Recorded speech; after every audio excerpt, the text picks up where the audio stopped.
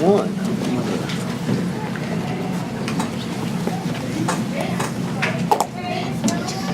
Assuming nothing changed as far as Kevin's status goes, what kind of minutes restrictions or limits will it be on today?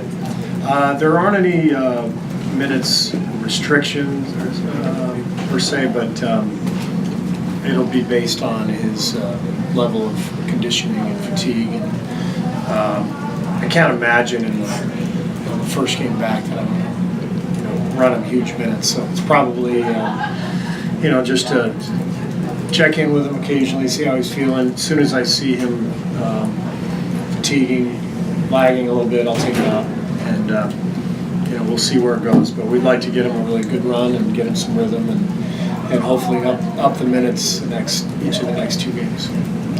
Plays for him. What do you tell him to do in this situation? I told him defensive rebounding. I'm not concerned about the offense for good reason. He's going to score points. Even if he's not shooting well, he's going to score points. But the whole thing, when we start our playoff series next week, is we got to be locked in defensively, and so that has to be his focus tonight and the next 2 nights before game 1. Steve, and how is Steph's knee coming along? Steph's good. He didn't shoot around again this morning. He got treatment, but we anticipate him playing on Monday. And Sean Livingston will start. Hey Steve, how like a Kevin Durant the first time back, because he's gone throughout his career out so hard. I mean, this is a big moment for him, but you got to kind of play it cool. Yeah, he didn't even like it this past summer when he signed with us. When I told him that our starters basically all played 33 or 34 minutes. He didn't like that at all. So I'm a 38 to 40 guy, and he wants to be out there all the time. And so I have to rein him in and make sure that we're doing the smart thing, and that's what we're going to do tonight. Steve, these last 3 games, is it almost like a preseason kind of a feel, other than getting Durant run to gear up for the playoffs? Just how will you manage it overall, you think? Yeah, I mean, it's a little bit like that. I hesitate to use that term myself because we're obviously getting ready for the playoffs. We're not getting ready for game 1 of an 82-game season. So there's a little more sense of urgency, but there is a similar feeling in that I really don't care that much if we win or not. So that's a kind of a weird paradox. Like you're trying to sharpen up and be ready to roll without caring that much about the outcome. Can we find that balance? And so what I've challenged the team with is, box out, don't give up the weak side backdoor stuff, no silly turnovers that lead to easy layups. Those are the things I'm looking for. But I will not be gearing the lineups and the rotations towards, trying to close with a certain lineup in order to win the game. It's more just, let's get everybody their minutes and let's have everybody be sharp during their runs and play a solid game. Whatever happens, happens. Along those lines, will you rotations with Kevin back and without Steph? Yeah, well, it's a little tricky without Steph, so because that alters everything. So we'll. This is more tonight about monitoring minutes, not only for Kevin but for Andre and Sean as well, mixing and matching, and probably I don't anticipate Draymond or Clay playing more than 30 minutes. So everybody's got to be ready to roll, and we'll probably worry more about rotations the next 2 games when Steph is back. Anything you perhaps improved or got better in while Durant has been out? I think we got dialed in defensively, but as I said to you guys the other day, I think that would have happened anyway because we felt that appropriate fear. And we talk about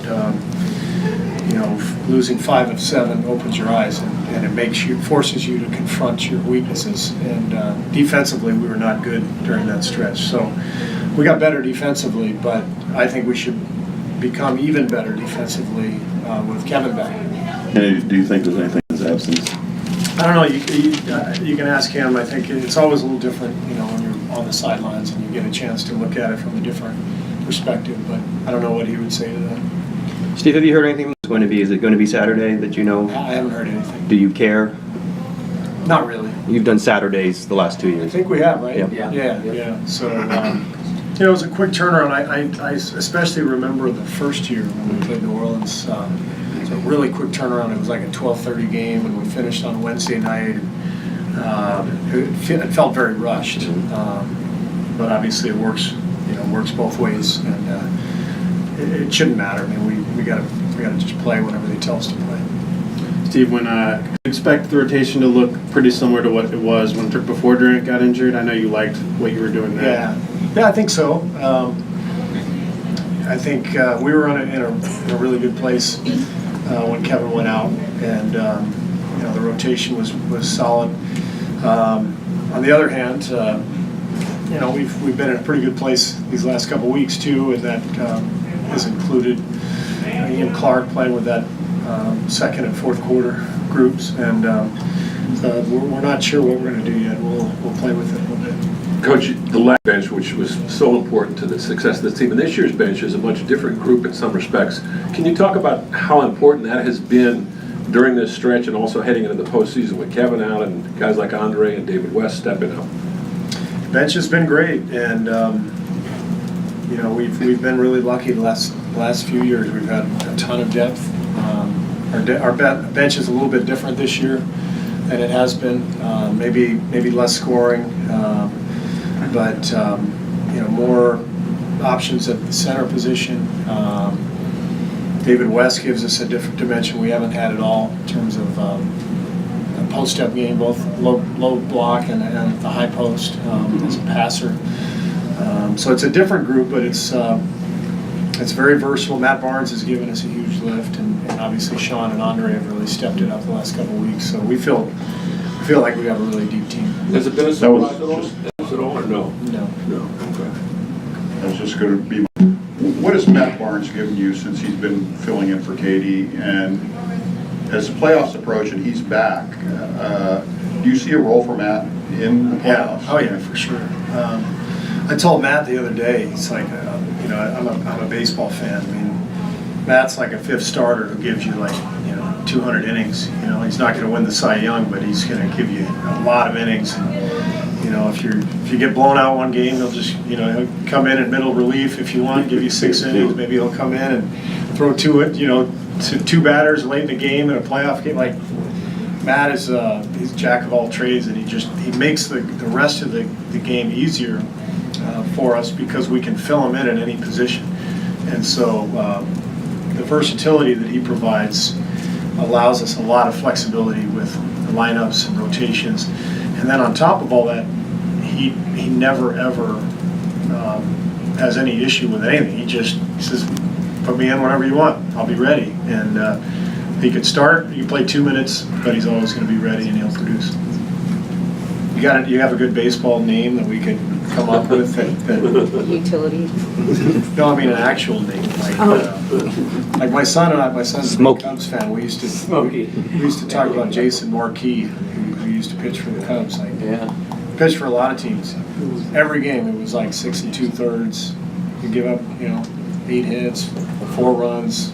He didn't win any Cy Youngs, but 8 up innings. So Matt's Jason Marquis.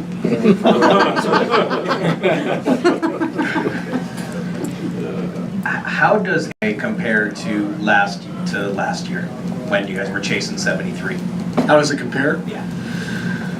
Much more low key, much more sort of preparation mode. Just kind of easing into this last week, whereas last year, if I remember correctly, we had to go on the road to win in San Antonio, next to last game, and we had a big game at home against Memphis. It was drawing all the viewers, and so it was a big deal heading in. And I don't really think that hurt us. A lot of people have kind of made a big deal of maybe we shouldn't have pushed for 73 wins. Probably the same people who complain that we rest players this year, but whatever. It's just things play out different. Every season is different, and I wouldn't change anything about last year. I mean, we were in a great position going into the playoffs. things didn't quite fall our way, but we had a hell of a run, and we'll try to have another great run this year. And it's a different approach based on the circumstances, and we feel like we're set up pretty well, and we'll keep our fingers crossed on the health front. Steve, for most of it on the glass, but the last few recent games, there's been some slippage there. Can you pinpoint as to what's going on in terms of the rebounding deficit? Yeah, laziness. Honestly, we won about 10 straight because we were dialed in and we were a little angry and we responded, and then we won the last 3 because we just won because we have a lot of talented players, but we stopped boxing out. Is that it? Cool. Thank you. Appreciate that. Locker room, we open at 6:15.